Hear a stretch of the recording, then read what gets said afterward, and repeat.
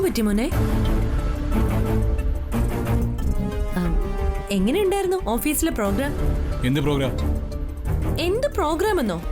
Government project കിട്ടിയതിന്റെ function ഒന്നും ഉണ്ടായിരുന്നില്ലേ? ഇല്ല. ഓ, അതുകൊണ്ടാവും നീ പോകുമ്പോ സത്യയെ കൂടെ കൂട്ടാതെ പോയതല്ലേ? എടാ എടാ, നിന്റെ വിഷമമൊക്കെ ചേച്ചിക്ക് മനസ്സിലാവും. എനിക്ക് എന്ത് വിഷമം? ദേ, ഈ മുഖം കണ്ട അറിഞ്ഞൂടെ? നിന്നെ ഞാൻ എത്ര കാലമായിട്ട് കാണുന്നതാ. ഒന്നുമില്ലെങ്കിലും കുട്ടിക്കാലം മുതല് നമ്മൾ ഒന്നിച്ചൊരു വീട്ടിൽ കഴിഞ്ഞവരല്ലേ? അതിന് സത്യയെ കെട്ടിയതോടെ നിനക്ക് ചേച്ചിയോടുള്ള സ്നേഹമൊക്കെ പോയി. സത്യയുടെ സ്ഥാനത്ത് ദിവ്യ ആയിരുന്നെങ്കിലെന്ന് നീ ചിന്തിക്കാറില്ലേ? പറഞ്ഞിട്ട് പോടാ. ഇല്ല, ഞാൻ അതിന് ദിവ്യയെ കുറിച്ച് ഓർക്കണം.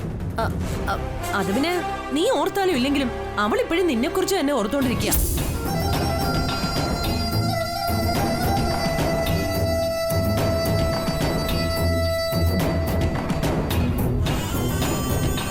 അത് ചേച്ചിക്ക് എങ്ങനെ അറിയാം?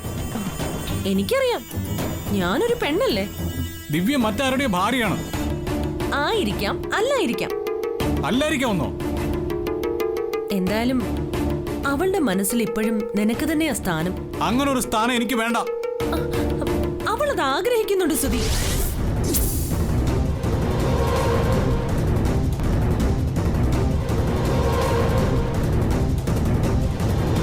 അങ്ങനെ ഒരു ആഗ്രഹം ദിവ്യക്ക് ഉണ്ടായിരുന്നില്ലെങ്കിൽ അവള് നിന്റെ നമ്പർ തേടി പിടിച്ച് ഫോൺ ചെയ്യില്ലായിരുന്നല്ലോ. ഫോൺ ചെയ്യാനോ? അവളെ എന്നൊന്നും വിളിച്ചിട്ടില്ല. എടാ, നിന്നെ വിളിച്ചു കാണില്ല. അത് നിന്നോടുള്ള സ്നേഹം കൊണ്ടോ പേടി കൊണ്ടോ ഒക്കെ ആയിരിക്കും. നീ എന്തു പറയുന്നുള്ള ഭയം അവൾക്കില്ലാതിരിക്കില്ലല്ലോ. പിന്നെ ആരെ അവള് ഫോൺ വിളിച്ചത്? എടാ, ഇവിടേക്ക് വിളിച്ചു. ഇവിടുത്തെ ലാൻഡ് ഫോണില് അമ്മയെ വിളിച്ചു.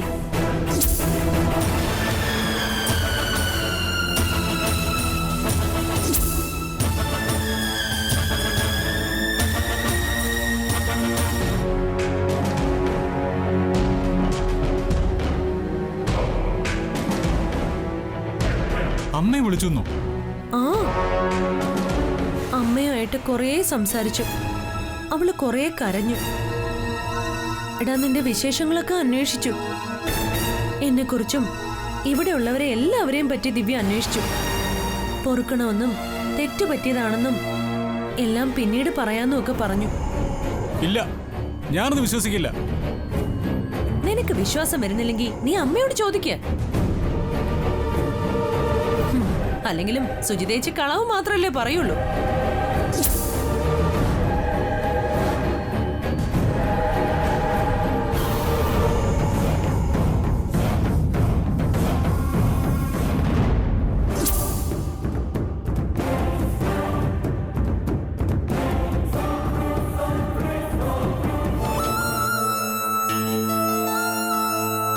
എന്താ മോനെ, എന്തു പറ്റി? ഞാൻ കേട്ടത് ശരിയാണോ? നീ എന്താ കേട്ടത്? ദിവ്യ അമ്മയെ ഫോൺ ചെയ്തോ? ദിവ്യ? ഏത് ദിവ്യ? അയ്യോ അമ്മേ, ദിവ്യ അമ്മയ്ക്ക് അറിഞ്ഞൂടെ? ഇവനെ ജീവന് തുല്യം സ്നേഹിച്ച, ഇവനെ വിവാഹം കഴിക്കാൻ തീരുമാനിച്ച ഇവന്റെ ദിവ്യയുടെ കാര്യമായി ചോദിച്ചേ. അത് അവള് വിളിച്ച കാര്യം നിന്നോട് ആര് പറഞ്ഞു? അമ്മേ, അത് ഞാൻ തന്നെയാ പറഞ്ഞത്. സുധിയോടും സത്യയോടും അതിനെക്കുറിച്ച് പറയരുതെന്ന അച്ഛന്റെ കൽപ്പനയുണ്ടെങ്കിലും എനിക്ക് അതെന്റെ അനിയനോട് പറയാതിരിക്കാൻ പറ്റില്ല. ഇതുവരെ ഞാൻ ഒന്നും സുധിയോട് ഒളിച്ചു വെച്ചിട്ടില്ലല്ലോ. അത് അവള് ഇങ്ങോട്ട് വിളിച്ചോ? ഓടി. എല്ലാവരും ചേർന്ന് എന്നെ വിഡ്ഢിയാക്കാണല്ലേ? എടാ, വിഡ്ഢിയാക്കിയതല്ല, നിന്നെ ചതിച്ചതാ നിന്റെ ഭാര്യ സത്യ. അവള് കാരണോ നിനക്ക് ദിവ്യയെ നഷ്ടപ്പെട്ടത്.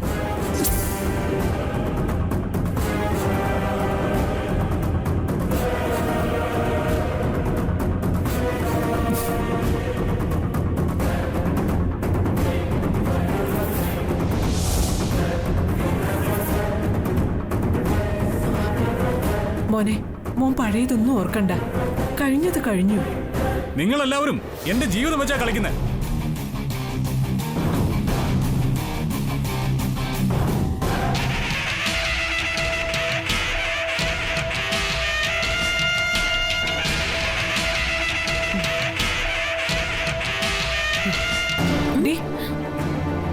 എന്തിനാ ദിവ്യ വിളിച്ച കാര്യം പറയാൻ പോയത്? അമ്മേ, അത് പറയണം. അവളെ കുറിച്ച് പറഞ്ഞപ്പോ അവന്റെ ഉള്ളു കത്തിയത് കണ്ടില്ലേ?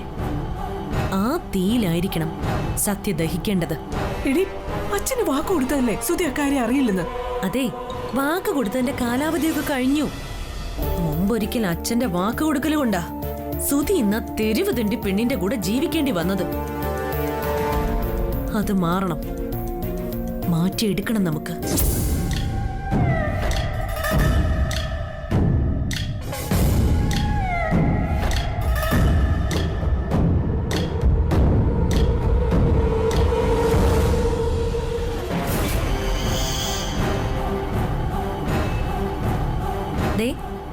ഇപ്പൊ തന്നെ ഇത് പോയ അമ്മ അച്ഛനോട് പറയണം കേട്ടോ.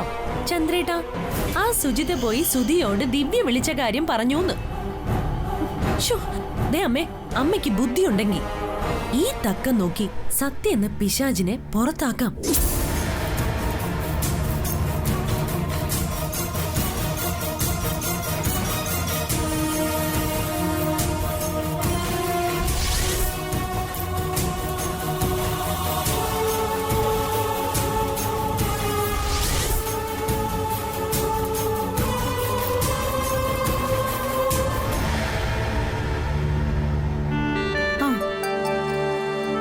എത്ര നേരമായിട്ട് കാത്തിരിക്കുക? എന്താ ഇത്രയും വൈകിയേ? അതെ, ഞാൻ പറയുന്നൊന്നും കേൾക്കുന്നില്ലേ? അതെ, വേഗം പോയി കുളിച്ചിട്ടോ, ഞാൻ ഭക്ഷണം എടുത്തു വെക്കാം. നീ കഴിച്ചോ? അത് നല്ല കഥ. ഞാൻ സുധിയെ കാത്തിരിക്കായിരുന്നില്ലേ? എനിക്ക് വേണ്ട.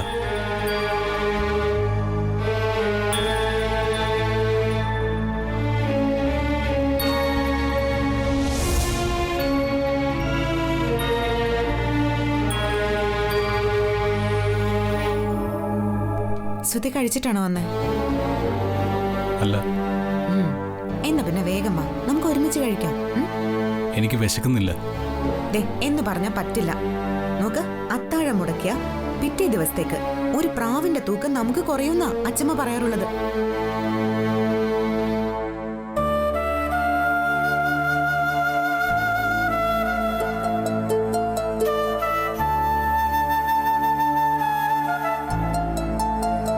സുധി, എന്താ പറ്റിയ? നല്ല തലവേദന. അയ്യോ, തലവേദനയോ? ഇതിപ്പോ ഇടയ്ക്കിടയ്ക്ക് വരാറുണ്ടല്ലോ. നോക്കട്ടെ. ഏയ്, പനിയൊന്നുമില്ല. ഞാനേ ബാം പുരട്ടി തരാം. വേണ്ട, ഒന്നും വേണ്ട. സുധിക്ക് തലവേദന മാറണ്ടേ?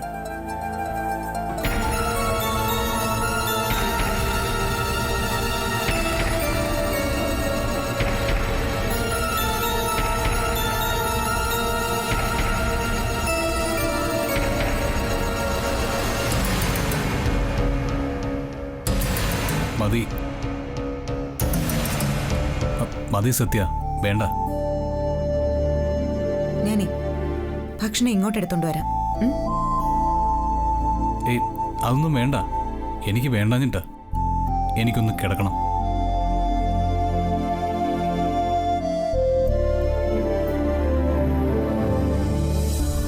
എന്ത് പറ്റി സുധി? ഒന്നുമില്ലാന്ന് പറഞ്ഞില്ലേ? നീ പോയി കഴിച്ചിട്ടോ, ഞാൻ ഒന്ന് കിടക്കട്ടെ. ഇതെന്താ കുളിക്കുക പോലും ചെയ്യാതെ? നോക്ക്, നല്ല തലവേദനയാണോ? എന്നാ നമുക്ക് ഹോസ്പിറ്റലിലേക്ക് പോവാം. നീ ആ ലൈറ്റ് ഒന്ന് ഓഫ് ചെയ്തേ.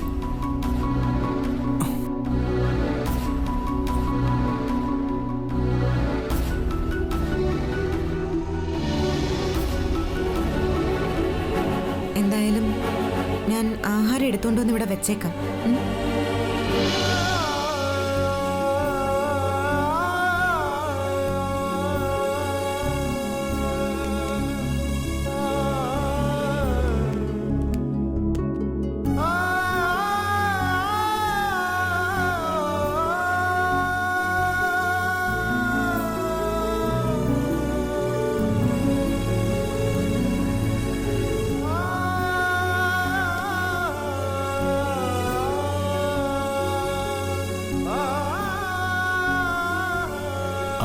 ലൈറ്റ് ഒന്ന് ഓഫ് ചെയ്ത് തരൂ പ്ലീസ്.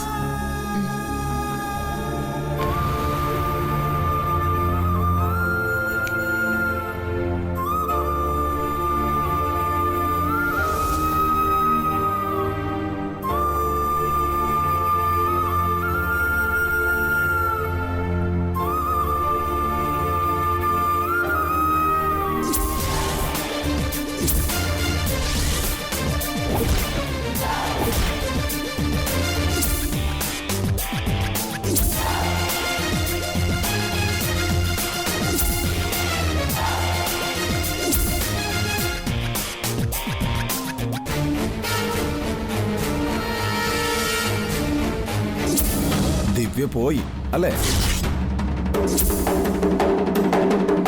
പേടിക്കണ്ട, അവൾ ഇനിയും വരും, വന്നുകൊണ്ടേയിരിക്കും.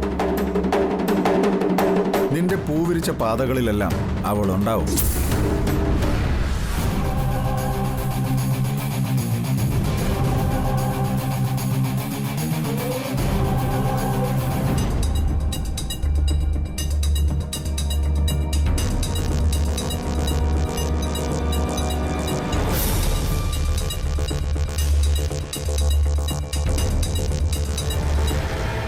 ദിവ്യ വിളിച്ച കാര്യം നമ്മൾ സുധിയോട് നേരത്തെ പറയണമായിരുന്നു. സുധിയോടും സത്യയോടും അതിനെക്കുറിച്ചൊന്നും പറയരുതെന്ന് അച്ഛൻ പറഞ്ഞതുകൊണ്ടല്ലേ ഇതുവരെ അക്കാര്യം സുധിയോട് പറയാതിരുന്നത്. എന്തായാലും സുധി ആകെ ടെൻഷനിലാവും. അവൻ തകർന്നിട്ടുണ്ട്. ഈ തകർച്ചയെ നമ്മൾ മുതലെടുക്കണം. സുധി ഇനിയും ദിവ്യയുമായി ബന്ധം തുടരുമോ? തുടരണം. അപ്പൊ എന്റെ അനിയത്തി പൂജ? ദിവ്യയുമായിട്ട് സുധി വീണ്ടും ഒന്നിക്കണമെങ്കിൽ അവൻ ആദ്യം സത്യയെ ഒഴിവാക്കണം. അതുവരെ നമ്മൾ സുധിക്കൊപ്പം നിൽക്കും. സത്യയെ സുധി ഡിവോഴ്സ് ചെയ്ത് കഴിഞ്ഞാൽ പിന്നെ ആ ഗ്യാപ്പിലേക്ക് നമ്മൾ പൂജ ഇറക്കും. വിവാഹം ഉറപ്പിച്ച് മറ്റാരുടെയോ കൂടെ ഒളിച്ചോടിപ്പോയ ദിവ്യയെ ആ പേര് പറഞ്ഞ് നമ്മൾ തള്ളും. Good idea. സത്യയെ സുധിയിൽ നിന്നും അകറ്റാൻ ഇനി എന്തൊക്കെ ചെയ്യണോ അതൊക്കെ നമ്മൾ ചെയ്തിരിക്കണം. സത്യ ഒരിക്കലും വെറും കൈയോടെ ഇവിടുന്ന് പറഞ്ഞയക്കരുത്. അവള് നമ്മളോട് ചെയ്തതിന് പലിശയും കൂട്ടുപലിശയും കൊടുത്തിട്ട് വേണം പറഞ്ഞുവിടാൻ.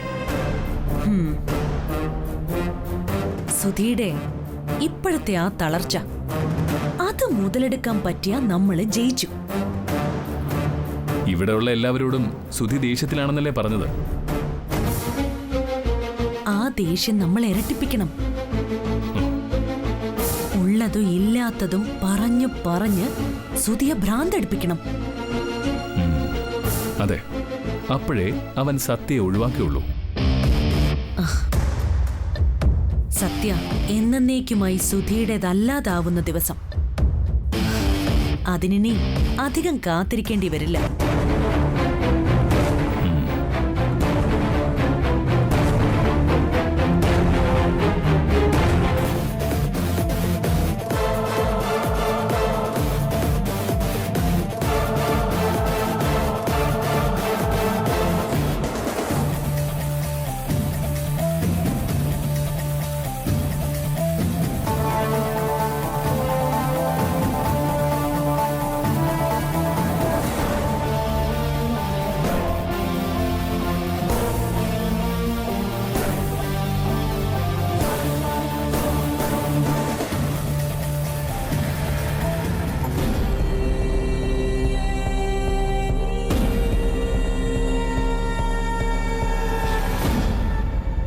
ദിവ്യ, ഇന്നത്തെ നിന്റെ പെർഫോമൻസ് സൂപ്പർ ആയിരുന്നു.